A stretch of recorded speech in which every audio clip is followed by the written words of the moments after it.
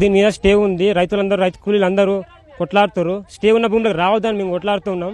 అయినా కానీ నిలకొట్ట మమ్మల్ని ఇంతమంది ఒక 30-40 మంది పోలీసులు నాకు గల్లా పట్టి నాకు చెట్టు పట్టుకొని మమ్మల్ని కింద పడేసి మా అమ్మని కానీ మా నాయనని కానీ మా బాబాయ్లని మా చిన్నమ్మని కానీ అందరు కింద పడేసి ఈరోజు పోలీసులు దౌర్జన్యం చేస్తారు.